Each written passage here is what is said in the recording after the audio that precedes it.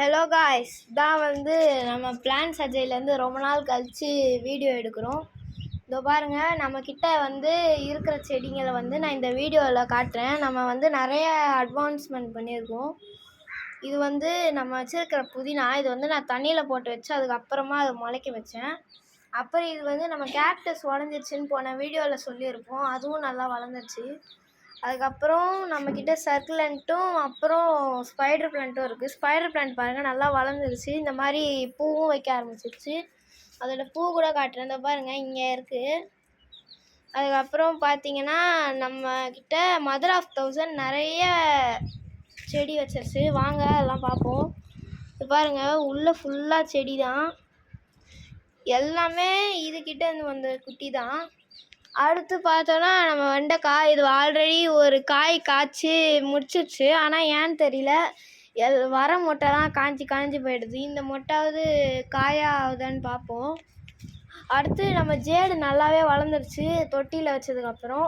இது வந்து நம்ம துளசி, இது வந்து போன வீடியோவில் இன்ட்ரடியூஸ் பண்ணனா இல்லையான்னு எனக்கு தெரியல. ஆனால் வந்து இப்போ தான் வாங்கினோம்.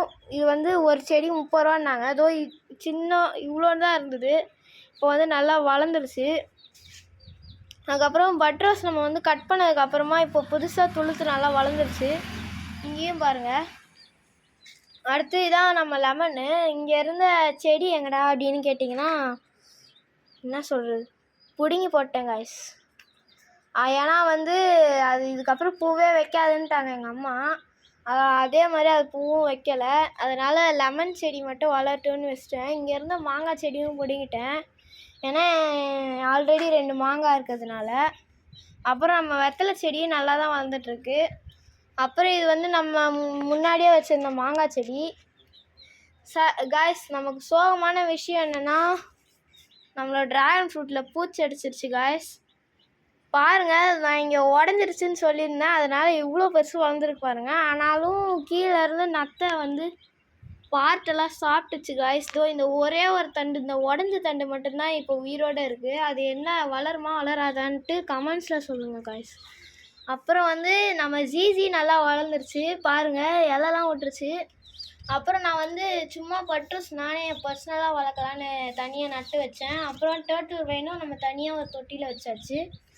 அதுக்கப்புறம் நம்மளோட செம்பருத்தி காய்ஸ் எப்பவும் போல் நல்லா பெருசாக ஜாம்னு வளர்றாரு. இங்கே பார்த்தீங்கன்னா நம்ம செம்பருத்தி வந்து மொட்டு வச்சிருச்சு, 3 மொட்டு இருக்குது. கீழே வந்து நம்மளோட ஸ்னேக் பிளான்ட் இருக்குது. என்னடா அது சைடில் இருக்குது அப்படின்னு பார்த்தீங்கன்னா, அது வந்து நான் வேறு சேனலில் வந்து சொல்லியிருப்பேன், அதை போய் மறக்காமல் பாருங்கள். நான் நாளைக்கு அதோட அப்டேட் சொல்வேன். இது பாருங்கள், இது வந்து நம்மளோட மாங்காய் செடி நல்லா வளர்ந்துருச்சு காய்ஸ். நான் இதிலே சொல்கிறேன், சும்மா சொல்கிறேன். இது வந்து நம்ம இன்றைக்கி வாங்கின கோழி குஞ்சு காய்ஸ். எனக்கு வந்து ரொம்ப ஆர்வமாக இருந்ததுனால ஒரு 5 கோழி குஞ்சு வாங்கினேன். ஒன்று 20 ரூபான்னு சொன்னாங்க.